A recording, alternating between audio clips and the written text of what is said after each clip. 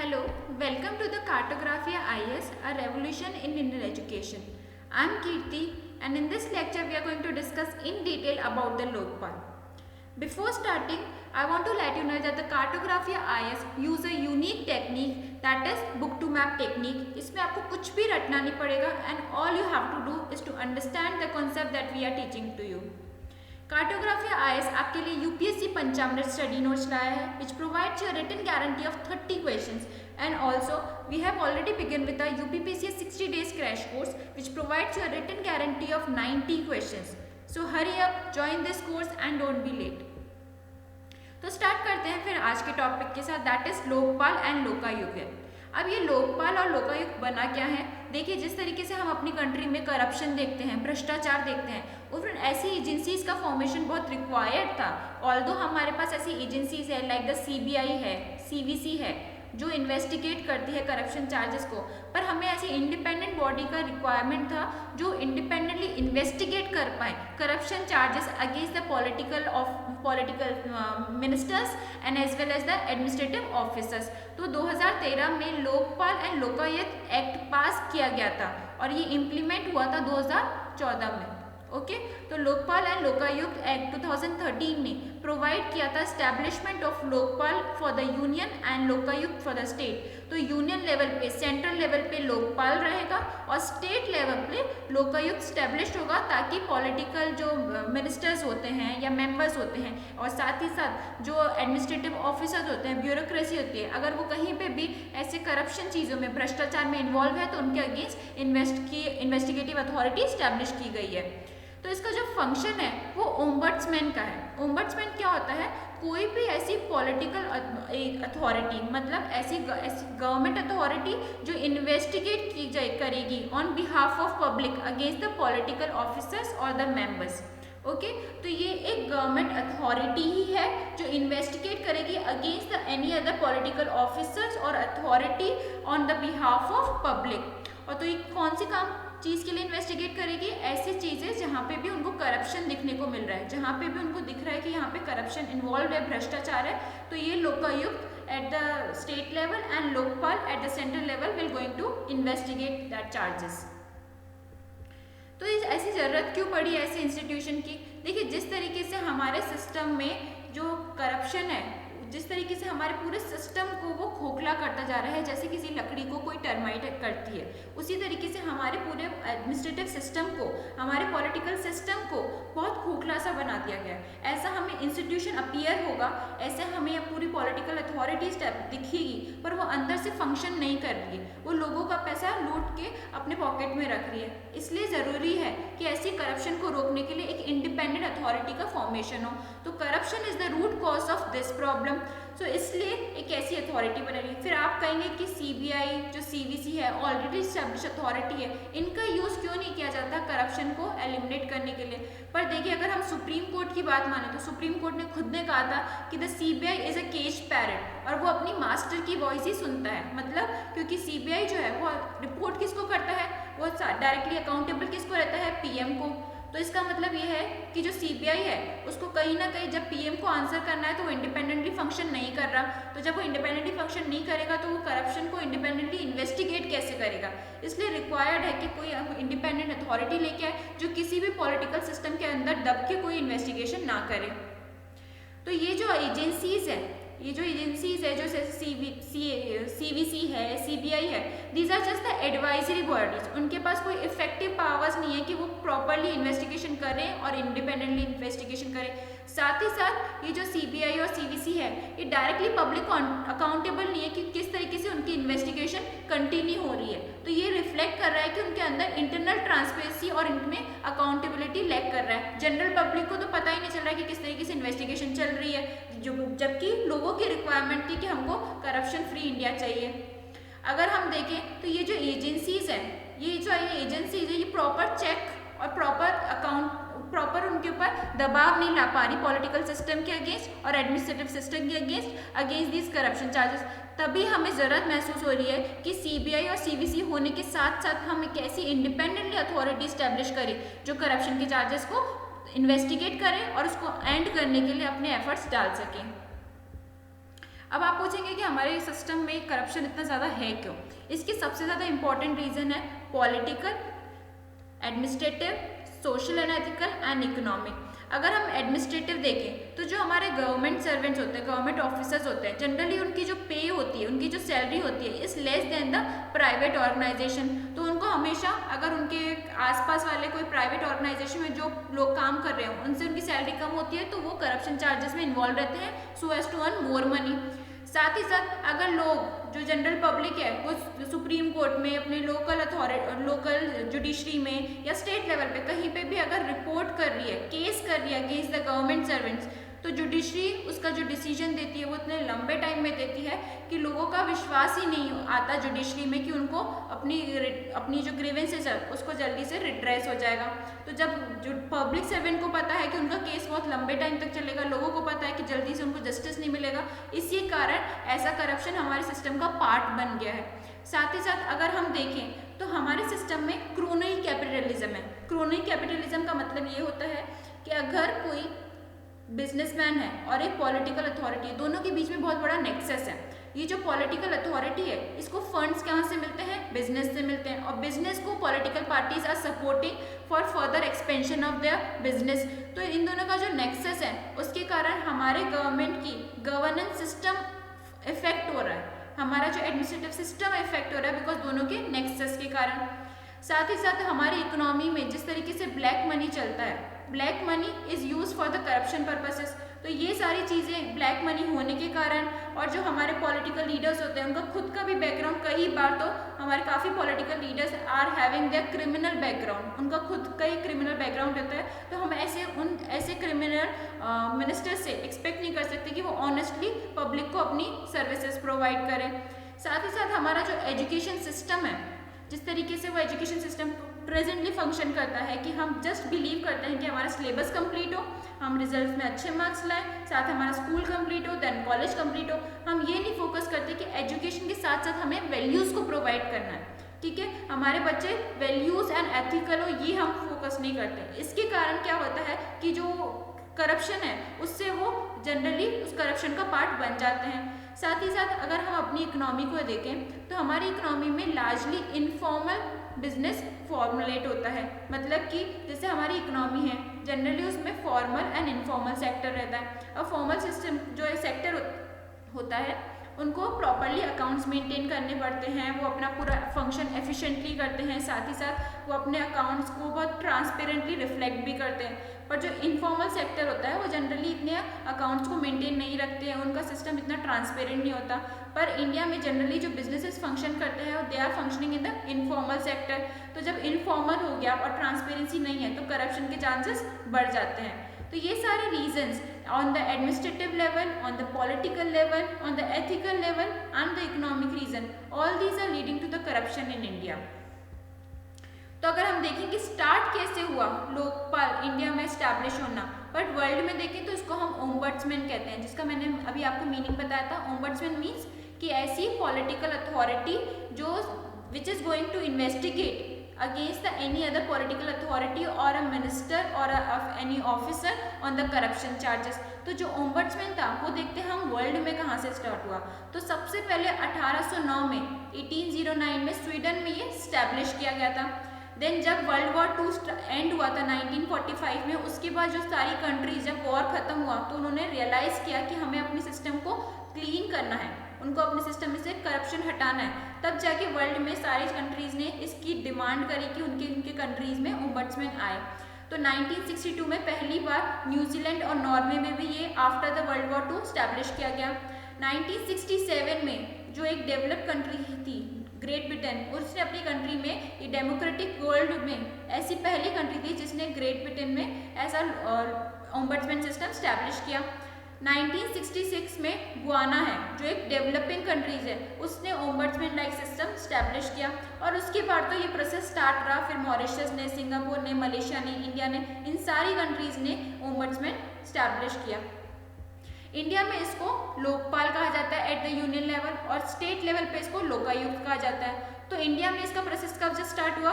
जब अर्ली 1960 में हमारे जो लॉ मिनिस्टर थे उन्होंने पार्लियामेंट में, दैट इज अशोक कुमार सेन जो हमारे लॉ मिनिस्टर थे, उन्होंने पार्लियामेंट में पहली बार कहा कि इंडिया में भी ऐसा ओम्बड्समैन लाइक सिस्टम स्टैब्लिश होना चाहिए, पर तब उसका नाम लोकपाल नहीं था। ये टर्म कब से आया था? जब एल एम सिंघवी ने कहा कि ओम्बड्समैन सिस्टम को इंडिया में हम लोकपाल कहेंगे एट द सेंट्रल लेवल और स्टेट लेवल पे हम लोकायुक्त कहेंगे। देन 1966 में जब फर्स्ट एआरसी बनी थी, एडमिनिस्ट्रेटिव रिफॉर्म कमीशन, उन्होंने भी डिमांड करी थी कि ऐसी 2 इंडिपेंडेंट अथॉरिटी स्टैब्लिश हो ताकि MPs and the government servers के अगेंस्ट अगर कोई ऐसी कंप्लेन आ रही है तो उसको इन्वेस्टिगेट कर पाए। देन 1968 में भी एक बार बिल पास हुआ था लोकसभा से, लोकपाल बिल एक बार लोकसभा से पास हुआ था, पर जब हाउस डिसॉल्व हो गया तो वो बिल लैप्स कर गया। 2002 में जब commission to review the working of the constitution formed हुआ था, उसके जो हेड थे एमएन वेंकटाचलैया, उन्होंने भी डिमांड किया था कि ऐसा लोकपाल और लोकायुक्त टाइप इंस्टीट्यूशन स्टैब्लिश हो ताकि करप्शन के चार्जेस इन्वेस्टिगेट इंडिपेंडेंटली किए जा सके। 2005 में सेकंड एआरसी फॉर्म हुई थी अंडर द वीरप्पा मोइली, उन्होंने भी डिमांड किया था कि जल्द से जल्द लोकपाल जैसा इंस्टीट्यूशन स्टैब्लिश हो। अब देखिए जो अर्ली 1960s में प्रोसेस स्टार्ट हुआ है, तो देखिए कम से कम 50 साल लग गए, अभी तक वो स्टैब्लिश नहीं हुआ। अब हम 2011 में देखते हैं कि एक ग्रुप ऑफ मिनिस्टर फॉर्म हुआ था under the Pranab Mukherjee to suggest to tackle corruption and examine the proposal of Lokpal bill. सबको रियलाइज हो रहा है करप्शन है, भ्रष्टाचार है, पर उसके लिए बिल क्यों नहीं फॉर्म हो रहा, उसके लिए वो बिल पास क्यों नहीं हो रहा? बिकॉज अगर हम 2011 तक देखें तो कम से कम 8 बार ऐसे अटेम्प्ट्स में किए गए थे ताकि ऐसा बिल पास हो, पर आप सोचिए ये बिल पास होता है पार्लियामेंट से, पार्लियामेंट में बैठी है पॉलिटिकल पार्टीज, एमपीज बैठे हैं जो खुद नहीं चाहते कि इंडिपेंडेंटली उनके अगेंस्ट करप्शन की प्रोसीडिंग्स की जाए। इसके कारण ये बिल 8 बार 2011 तक होने तक लैप्स कर गया।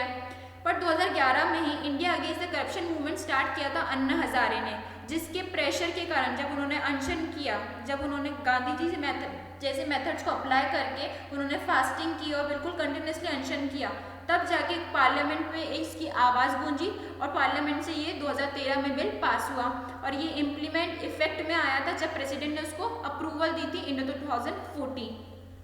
तो 2014 में जाके ये कंटिन्यूसली तब तक ये एफर्ट्स डाले जा रहे थे और 2014 में फाइनली ये इफेक्ट में आया था।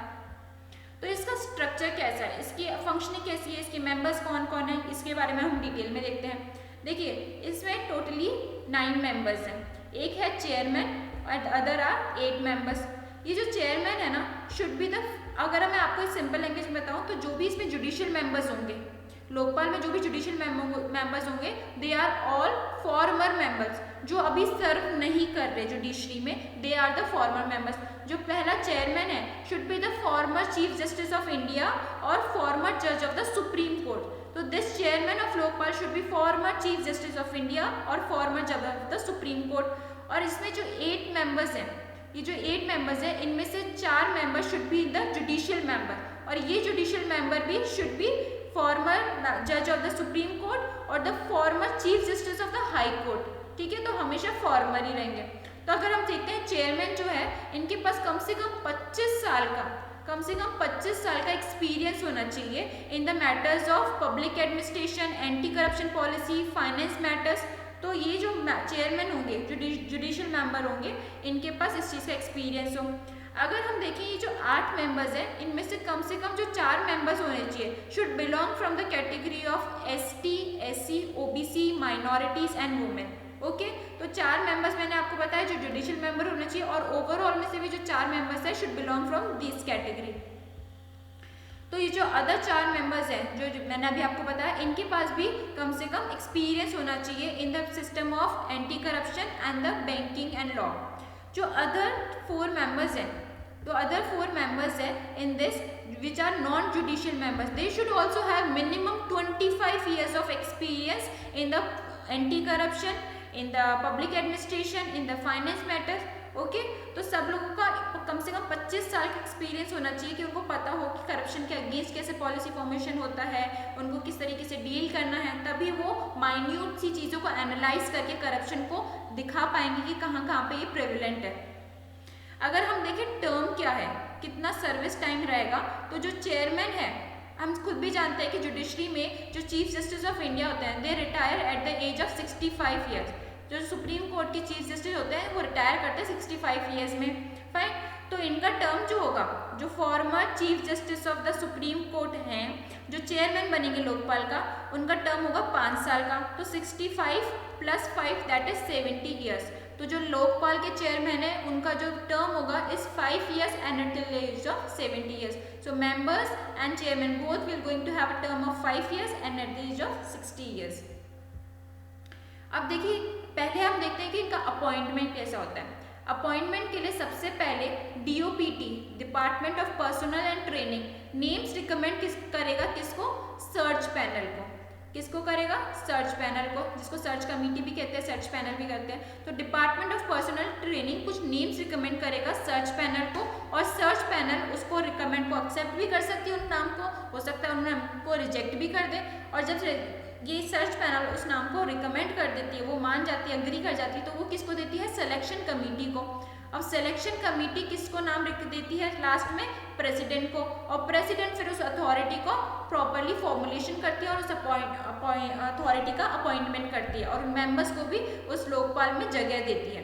ठीक है, तो अगर हम सबसे पहले देखें तो सिलेक्शन कमेटी, जो सिलेक्शन पैनल है, उनमें कौन कौन होता है? उनका चेयरमैन है प्राइम मिनिस्टर ऑफ इंडिया, जो नाम देखिए, ये वो अथॉरिटी सिलेक्शन पैनल जो प्रेसिडेंट को नाम दे रही है। तो इसमें कौन कौन है? Prime minister of India, speaker of the Lok Sabha, leader of opposition in the Lok Sabha, chief justice of India और जज ऑफ नॉमिनेटेड बाय है, और 1 एमिनेंट जूरिस्ट। ये जो मैंने अभी आपको बताया ना, leader of opposition in the Lok Sabha, अगर हम करंट लोकसभा में देखें तो कोई भी इफेक्टिव लीडर ऑफ अपोजिशन नहीं है, किसी के पास भी 1/10 नहीं है नंबर ऑफ सीट्स। तो इस केस में क्या हो गया कि 2016 में चेंजेस करे गए कि leader of opposition in the Lok Sabha भले ही ना हो, ऐसा हो सकता है कि जो सबसे ज़्यादा पार्टी है, जो पार्टी ऐसी है जिसके पास सबसे ज़्यादा ऑपोजिशन में सीट्स हैं, वो बन सकती है member in the Lok Sabha as a member of leader of opposition in the Lok Sabha. ठीक है, अब हम देखते हैं कि जो सर्च कमेटी है, ये जो सर्च कमेटी है जो किसको रिकमेंड कर रही है? सिलेक्शन पैनल को नाम दे रही है, और सर्च कमेटी को कौन नाम दे रहा है? DOPT दे रही है।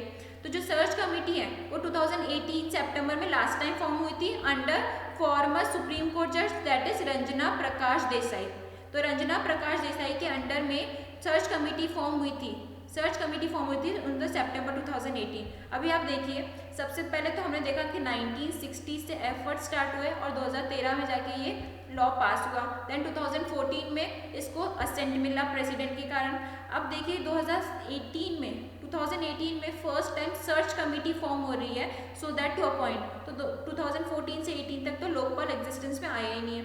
अब 18 में जाके सर्च कमेटी फॉर्म हुई है और 2019 में जाके अब इसका चेयरमैन सिलेक्ट किया गया है। ओके, तो ये बहुत लंबा प्रोसीजर है और ये हमारा रिफ्लेक्ट कर रहा है कि पॉलिटिकल विल नहीं है कि इंडिपेंडेंटली इन्वेस्टिगेट किया जा सके corruption charges against the political authority और द पॉलिटिकल पार्टीज और एनी गवर्नमेंट सर्वेंट। ओके, इस 2013 वाला जो एक्ट था लोकपाल एंड लोकायुक्त एक्ट, उसमें ये कहा गया था कि जो सारे स्टेट्स हैं अपने 1 साल के अंदर अंदर अपने स्टेट में लोकायुक्त स्टैब्लिश किए जाएंगे। ठीक है, तो स्पेसिफिकली इस एक्ट में ये नहीं कहा गया कि किस तरीके से लोकायुक्त हर स्टेट में स्टैब्लिश होगा, पर स्टेट को ये बोला गया था कि आप अपने 1 साल के अंदर अंदर अपने स्टेट में लोकायुक्त का ऑफिस स्टैब्लिश करें। तो अभी हम देखते हैं कि कौन कौन से स्टेट्स हैं जिन्होंने अभी तक लोकायुक्त स्टैब्लिश नहीं किया। जम्मू कश्मीर जबकि अब यूनियन टेरिटरी बन गया है तो इसको हम एलिमिनेट करते हैं। बाकी उसके अलावा हम देखिए Punjab, Himachal Pradesh, Uttarakhand, then Arunachal Pradesh, Nagaland, Manipur, Mizoram, then we see West Bengal, Orissa, Telangana, Andhra Pradesh and Tamil Nadu. आपको बहुत इजी हो जाएगा अगर आप मैप के जरिए याद करेंगे। तो आप देखो जनरली जो नॉर्थ की जो 3 स्टेट्स हैं हिमाचल प्रदेश, उत्तराखंड एंड पंजाब। फिर आप ईस्ट में जाएंगे तो आपको जनरली बिल्कुल बॉर्डर वाले स्टेट्स देखने को मिल रहे हैं, अरुणाचल प्रदेश, नागालैंड, मणिपुर, मिजोरम। अब फिर आप यहाँ पे आएंगे तो आपको बिल्कुल यहाँ पे कोस्ट वाले स्टेट्स ही देखने को मिल रहे हैं, बीच बीच में रैंडम स्टेट्स नहीं देखने को मिल रहे हैं। तो यहाँ पे हमको दिख रहा है वेस्ट बंगाल, उड़ीसा, तेलंगाना, आंध्र प्रदेश और तमिलनाडु। तो बहुत इमेज फॉर्म कर लीजिए अपने माइंड में ताकि आपको जब आपके पास MCQ में बेस्ड क्वेश्चन आ जाए कि कौन कौन से स्टेट्स ने स्टैब्लिश कर लिया या स्टैब्लिश नहीं किया, तो आपके पास में मैप आना चाहिए ताकि आप ऑप्शंस को एलिमिनेट कर पाएँ। अब देखते हैं कि लोकपाल के पास पावर्स कितनी है।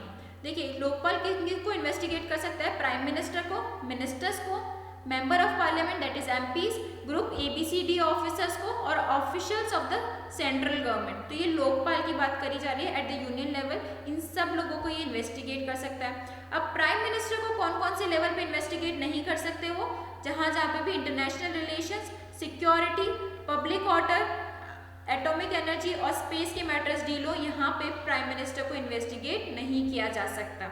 ओके और कोई भी अगर मेंबर ऑफ पार्लियामेंट है जिन्होंने भी अगर पार्लियामेंट में कुछ वोट दिया है या उन्होंने कुछ कहा है, उस मैटर पे भी इनके अगेंस्ट इन्वेस्टिगेशन नहीं करी जा सकती। हमें पता है पार्लियामेंट्री प्रिविलेजेस होते हैं, तो पार्लियामेंट्री प्रिविलेजेस में वन ऑफ द प्रिविलेज यही है कि पार्लियामेंट में अपन जो भी कुछ कहते हैं उसको वो इन्वेस्टिगेट नहीं कर सकते, तो लोकपाल वहाँ पे भी इन्वेस्टिगेशन नहीं कर सकता।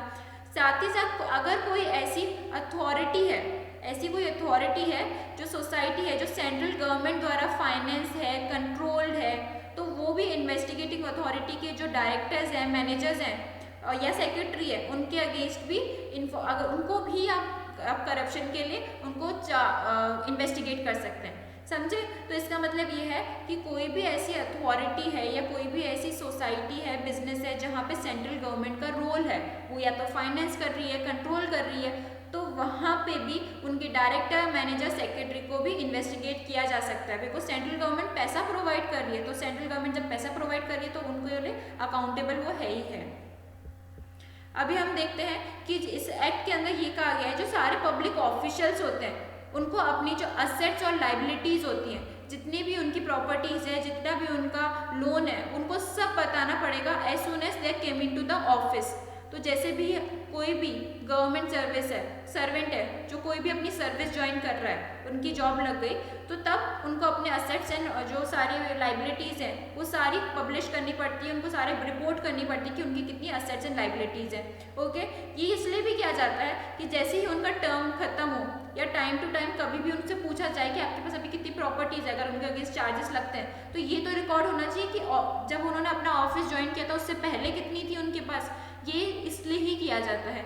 साथ ही साथ अगर हम लोकपाल देखें तो लोकपाल सुप्रीडेंस या डायरेक्शन दे सकता है सीबीआई को, और अगर लोकपाल ने कुछ भी काम दिया है सीबीआई को कि आप इस चीज़ में इन्वेस्टिगेट करो, तो वो जो इन्वेस्टिगेटिंग ऑफिसर होता है उनको उस टाइम पे हम ट्रांसफ़र नहीं कर सकते अगर लोकपाल ने अप्रूवल नहीं दिया है। तो समझिए लोकपाल ने अगर किसी सीबीआई ऑफिसर को बोला है कि आप इस चीज़ में इन्वेस्टिगेट कीजिए और जो भी रिपोर्ट आए मुझे वापस दीजिए, तो ये अब सीबीआई को मानना ही पड़ेगा, उस लोकपाल से भी ना पूछे हुए उस ऑफिसर को ट्रांसफ़र नहीं किया जा सकता। ओके, साथ ही साथ जो इंक्वायरी विंग है लोकपाल की, उसके पास सिविल कोर्ट की एक पावर्स है। ओके, तो ये कहीं ना कहीं एक जुडिशियल अथॉरिटी टाइप भी फंक्शन कर रहा है, बिकॉज इसके पास भी सिविल कोर्ट जैसी पावर है कोई भी चीज़ को इंक्वायर करने में।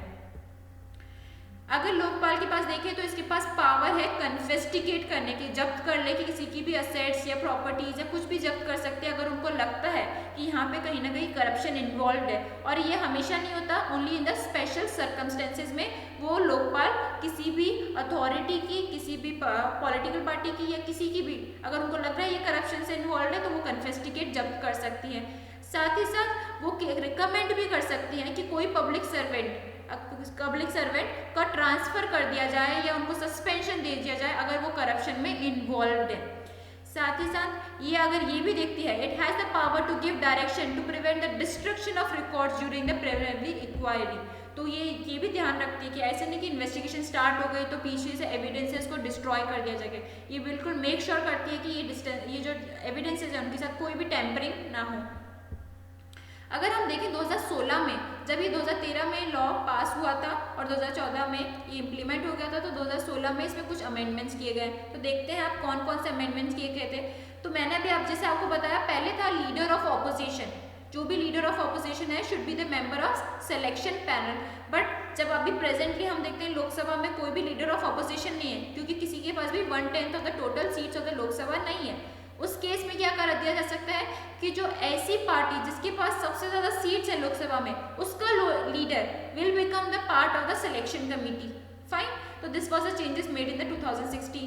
साथ ही साथ हम देखते हैं कि पहले क्या लिमिट थी 30 डेज की, कि 30 डेज के अंदर जो भी पब्लिक सर्वेंट है जो अपनी ज्वाइनिंग कर रहा है किसी भी गवर्नमेंट सर्विस में, उसको अपने 30 डेज के अंदर बताना पड़ता था कि उसकी असेट्स और लाइबिलिटीज कितनी, उसकी प्रॉपर्टी है, कितना उसका डेप्ट है, वो सारा उसको रिपोर्ट करना पड़ता था। पर अब ये टाइम लिमिट इंक्रीज कर दी गई है। फाइन। साथ ही साथ हम ये देखते हैं कि उनको किस तरीके से वो रिप्रेजेंट करना है, किस तरीके से वो बताएंगे कि उनकी कितनी असेट है, कितनी लाइबिलिटी है, और जिस तरीके से वो चाहते हैं वो सब कौन बताएगा, गवर्नमेंट बताएगी। ओके, तो ये डिक्लेयर करना है जिस तरीके से उनको गवर्नमेंट बता रही है। साथ ही साथ अगर हम देखते हैं कि कोई भी ऐसी ऑर्गेनाइजेशन है जिसको गवर्नमेंट द्वारा फंड्स प्रोवाइड किए जाते हैं ऑफ मोर देन 1 करोड़, और या तो फॉरेन फंडिंग है मोर देन 10 करोड़, तो उनको एक्सटेंशन दी गई है कि वो लंबे, थोड़ा सा पहले इसके 30 डेज था, अब एक्सटेंशन मिल गई है कि वो लंबे टाइम तक अपने रिपोर्ट कर सकते हैं। तो 30 डेज के अंदर उनको नहीं करना है। अब देखते हैं कि लिमिटेशन क्या है, इसके ड्रॉबैक्स क्या है। लोकपाल स्टैब्लिश तो इसलिए किया गया था क्योंकि ये फील हो रहा था कि जो सीबीआई है और सीवीसी है, सेंट्रल विजिलेंस कमीशन, ये सारी प्रॉपरली इन्वेस्टिगेट नहीं कर पा रही करप्शन चार्जेस के। Because of that we can see कि जो 2G स्कैम हुआ, या हमने देखा था कि कोल स्कैम हुआ, ये सारे हो रहे हैं स्कैम। क्यों? बिकॉज हमारी जो एजेंसीज है वो इंडिपेंडेंट नहीं है। तो आप देखते हैं कि लोकपाल जो फॉर्मुलेट की गई है उसमें क्या लेकुनाज, उसमें क्या हमें लिमिटेशन देखने को मिलते हैं। जो सबसे पहला ये है कि जब हमने देखा कि 2013 में ये लॉ पास हो गया, 2014 में वो इम्प्लीमेंटेशन भी आ गया। ओके, अब देखते हैं कि 2016 में तब तक अभी तक कोई एक्शंस नहीं लिए गए, अमेंडमेंट किया जा रहा है। फिर हमने देखा कि 2018 में उसमें सर्च कमेटी में एक मेंबर को चूज किया गया, फिर 2019 में इनका चेयरमैन चूज किया, मतलब 5 साल तो अभी ये सिलेक्शन में ही लग गए। तो ये सबसे बड़ी बात है कि ये रिफ्लेक्ट कर रहा है कि पॉलिटिकल विल ही नहीं है कि हम चूज करें, पॉलिटिकल विल ही नहीं है कि हम लोकपाल को स्टैब्लिश करें। तो अगर हम देखते हैं कि फर्स्ट चेयरमैन कौन है, Pinaki Chandra Ghosh is the first chairman appointed for the Lokpal. साथ ही साथ हमने ये लोकपाल में कहा भी गया था, जो मैंने अभी आपको बताया, कि 1 ईयर के अंदर सारे स्टेट्स को लोकायुक्त स्टैब्लिश करना ही करना है। बट स्टिल अगर हम देखें तो ओनली 16 स्टेट्स ने स्टैब्लिश किया है लोकायुक्त, और रेस्ट ऑफ द स्टेट्स हमने अभी मैप पे देखे थे, जो मैंने आपको बताया था कि आप याद रखना कि कौन कौन से स्टेट्स हैं जिन्होंने अभी तक लोकायुक्त स्टैब्लिश नहीं किया। वो स्टेट्स ने अभी तक स्टैब्लिश करा ही नहीं है। फाइन। साथ ही साथ हम जो देखते हैं कि अगर हम कहें हमने इस्टेब्लिश किया लोकपाल क्योंकि हमको लगा कि वो जो बाकी सीबीआई है, सीवीसी है, वो इंडिपेंडेंटली इन्वेस्टिगेट नहीं कर रही। पर अगर हम अभी भी देखें तो सिलेक्शन पैनल में जो भी सिलेक्टिंग मेंबर्स हैं, प्राइम मिनिस्टर हुआ, लीडर ऑफ अपोजिशन हुआ, स्पीकर ऑफ द लोकसभा हुआ, ये सारे members are somewhat politically influence, उनका कंट्रोल है लोकपाल को स्टैब्लिश करने में। तो वो क्या ऐसे मेंबर्स को चूज नहीं करेंगे जो ऑलरेडी उनके फेवर में हो? तो ये कहीं ना कहीं अगेन हमारा पॉलिटिकल इन्फ्लुएंस दिखा रहा है लोकपाल में, जो प्रिवेंट करेगा इंडिपेंडेंट इन्वेस्टिगेशन करने में। अगर ये भी कहा गया है कि जो मेंबर्स हैं, जो जुडिशियल मेंबर्स चूज करे जा रहे हैं, they should B eminent jurist, a person of integrity. अब ये तो क्वालिटेटिव चीज़ है ना, ये तो बिहेवियरल चीज़ है। इनको मेजर कैसे करेंगे कि कौन सा पर्सन ऑफ इंटीग्रिटी है और कौन सा पर्सन ऑफ इंटीग्रिटी नहीं है? इन सबको चीज़ों को अगर हमें मेजर करना है तो कोई क्वांटिटेटिव चीज़ होनी चाहिए जिसके बेसिस पे हम डिसाइड कर पाए कि हाँ ये पर्सन है या ये पर्सन नहीं है। तो क्वालिटेटिव चीज़ों को अगर हम टेस्ट करने जाएंगे तो हमारे को रिजल्ट्स नहीं मिलेंगे। साथ ही साथ इसमें कहीं भी जो विसल ब्लोअर्स है, जो बता रहे हैं कि कोई भी ऐसा पर्सन जिसने अपनी आवाज़ उठाई कि उनको यहाँ पे करप्शन देखने को मिल रहा है, उनको यहाँ पे इम्यूनिटी नहीं मिलेगी। क्यों मिल नहीं रही है? देखिए, अगर मैं ऐसा हूँ, मैंने यहाँ पे कहीं पे भी गवर्नमेंट ऑफिस में इन्वेस्टिगेशन मैंने देखा कि करप्शन है, मैंने जाके रिपोर्ट कर दिया लोकपाल को कि मैंने यहाँ पे करप्शन होते हुए देखा है। अब मुझे तो हमेशा से थ्रेट है ना कि मेरे को कभी भी जहाँ जिसके अगेंस्ट भी मैंने कंप्लेंट की है वो मुझे कहीं भी थ्रेट कर सकते हैं। तो सीधी सी बात यह है कि जो विसल ब्लोअर्स हैं उनको प्रोटेक्शन मिलनी चाहिए ताकि वो बिल्कुल इम्पार्शियल होके, ताकि वो केयर फ्री होके, विदाउट एनी फियर अपनी जो करप्शन अपने आसपास देख रहे हैं उसको रिपोर्ट कर पाए। अगर हम देखें तो सबसे बड़ी बात यह है कि जो हमने लोकपाल अभी देखा उसमें सारे बस only political parties, political system था और गवर्नमेंट सर्वेंट्स थे। Judiciary still out of the Lokpal. वो बहुत बड़ी बात है कि जुडिशरी अगर करप्शन चार्जेस में इन्वॉल्व है, वो अगर अनबायस्ड होके डिसीजन दे रही हैं, अगर वो बायस्ड होके डिसीजन दे रही हैं, तो उनकी जो सिस्टम है, उनका सिस्टम कहीं ना कहीं पॉलिटिकली इन्फ्लुएंस हो जाएगा। ओके।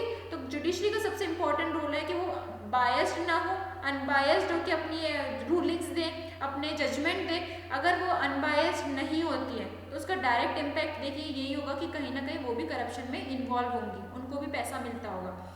अगर हम देखें ये जो अभी हमने लोकपाल स्टैब्लिश किया गया है, ये एक स्टैट्यूटरी बॉडी है, ये कॉन्स्टिट्यूशनल बॉडी नहीं है। तो ये कभी भी हम देख सकते हैं कि कोई भी बॉडी अगर कॉन्स्टिट्यूशनल बॉडी होती है, कॉन्स्टिट्यूशन उसका फ्रेम होता है, उसके पास ज़्यादा पावर होती है। फाइन। और इस एक्ट में जो लोकपाल एंड लोकायुक्त एक्ट है, इसने कम्प्लीटली स्टेट्स पे छोड़ दिया है कि अगर आप लोकायुक्त स्टैब्लिश करो तो करो, नहीं करो तो नहीं करो। कहीं ना कहीं स्ट्रॉन्ग चेक रखना चाहिए था कि स्टेट्स जल्दी से जल्दी अपने स्टेट्स में लोकायुक्त स्टैब्लिश करें। जब हमको देखने को मिल रहा है ऑलरेडी कि पॉलिटिकल विल ही नहीं है लोकपाल और लोकायुक्त की, तो स्टेट्स पे हम छोड़ नहीं सकते कि आप स्टैब्लिश करो या नहीं करो, उनको ऑब्लिगेटरी होना चाहिए कि जल्दी से जल्दी वो स्टैब्लिश करें। और इसका सबसे बड़ा लैकुना ये है कि सपोज करो कोई एक ऑफेंस हुआ है, आज के दिन में कोई ऑफेंस हुआ है और मैं अगर उसको 8 साल बाद रिपोर्ट करने चाहूँ तो मैं नहीं कर सकती, बिकॉज जिस दिन ऑफेंस हुआ है उसके 7 साल तक के अंदर अंदर ही हम रिपोर्ट कर सकते हैं कि ये करप्शन हमने देखा है और इसके अगेंस्ट इन्वेस्टिगेशन हो। अगर 7 साल से ज़्यादा हो गए तो उस करप्शन के लिए हम नहीं कर सकते, उस ऑफेंस के बारे में कंप्लेन नहीं कर सकते। तो अभी हम देखते हैं कि फ्यूचर में इसके लिए और ज़्यादा प्रोस्पेक्टस चार्जेस क्या हैं। तो सबसे फ्यूचर में हम देख सकते हैं कि अगर हम चाहते हैं कि हमारे सिस्टम में ट्रांसपेरेंसी आए, हम चाहते हैं कि हमारे सिस्टम में जो सिटीजन्स हैं उनके पास पावर हो, उनको पता हो कि वो जो टैक्स पे कर रहे हैं वो सही जगह पे यूटिलाइज किया जा रहा है, वो किसी पॉलिटिकल मिनिस्टर के या किसी भी गवर्नमेंट सर्वेंट के उनके जेब भरने के लिए यूटिलाइज नहीं हो रहा। इसलिए रिक्वायर्ड है कि ये जो अथॉरिटी है ये शुड बी इंडिपेंडेंट, उसमें पॉलिटिकल इंटरफेरेंस नहीं होना चाहिए। तो जिस तरीके से अभी भी लोकपाल का सिलेक्शन हो रहा है जहाँ पे पॉलिटिकल इंटरफेरेंस है, इसको रोकना चाहिए। साथ ही साथ हमारे सिस्टम जो होना चाहिए should have a greater transparency, right to information ज़्यादा होनी चाहिए। साथ ही साथ सिटीजन्स की पावर होनी चाहिए और जो हम लीडर्स चूज कर रहे हैं they should be also ethical and know कि हमें करप्शन नहीं करना है। ठीक है, तो लोकपाल अब चूज कर लें, उससे हम सोचें कि हमारा करप्शन एंड हो जाएगा, इज नॉट द सोल्यूशन। अगर हम सोचें कि लोकपाल स्टैब्लिश करने से हमारे कंट्री में से करप्शन चला जाएगा तो ये it is not possible. Need ये है कि हम वो सारे इश्यूज को एड्रेस करें, उन सारी प्रॉब्लम्स को पहले आइडेंटिफाई करें और उनके लिए सोल्यूशन लाएं कि करप्शन हो ही ना। ओके, तो बस लोकपाल स्टैब्लिश करने से तो हम ये नहीं सोच सकते कि करप्शन रुक जाएगा। नीड ये है कि जहाँ जहाँ पे भी हमें लूप होल्स दिख रहे हैं उनको आइडेंटिफाई करो, उनको रेक्टिफाई करो और उसके अगेंस्ट सोल्यूशंस लाओ ताकि करप्शन हो ही ना। बिकॉज गवर्नमेंट का भी मेन मोटो यही है कि less government and more governance. तो सीबीआई के बाद सीवीसी आना और उसके बाद हमारा लोकपाल आना, उसको ये बिलीव करके करप्शन खत्म हो जाएगा, इज नॉट द सोल्यूशन। तो एम इज कि गवर्नेंस ज़्यादा हो और लेस गवर्नमेंट हो, लेस पॉलिटिकल अथॉरिटी हो, पर जो प्रॉपरली जो चेक रखा जा रहा है वो प्रॉपर सिस्टम से फॉलो हो। साथ ही साथ जिस तरीके से मैंने आपको बताया कि लोकपाल को फाइनेंशियली, एडमिनिस्ट्रेटिवली और लीगली इंडिपेंडेंट बनाना चाहिए और उसको पॉलिटिकल सिस्टम से बाहर रखना चाहिए। और जिस तरीके से उनकी फंक्शनिंग है वो भी ट्रांसपेरेंट होनी चाहिए ताकि पब्लिक को पता लगे कि उनकी प्रॉब्लम्स को सुना जा रहा है और उस पर किस तरीके से प्रोसीडिंग्स चल रही है। अगर हम सबसे पहले चाहते हैं कि हमारी कंट्री से करप्शन हट जाए तो हमें सारी पावर एक जगह पे कॉन्सेंट्रेट करके नहीं रखनी चाहिए। जिस तरीके से अगर हम देखते हैं कि पहले जब तक हमारी कंट्री में पंचायत और म्यूनिसिपैलिटीज़ नहीं आती थी, जनरली पावर कहाँ पे रहती थी, सेंट्रल और स्टेट पे रहती थी। जिस तरीके से हमने पावर को डिसेंट्रलाइज करके पंचायत और म्यूनिसिपैलिटीज़ को पावर देना स्टार्ट किया तो ये डिसेंट्रलाइजेशन ऑफ पावर है। सेम चीज़ यहाँ पे भी होनी चाहिए कि अगर हम चाहते हैं कि करप्शन को हम रोक पाएँ तो जो पावर्स है उसको डिसेंट्रलाइज कर दो। हर किसी में जब हम पावर बांटते जाएंगे ना तो करप्शन कम होता जाएगा, बिकॉज हर कोई एक दूसरे से रिस्पॉन्सिबल है और सिस्टम ट्रांसपेरेंट बन जाएगा।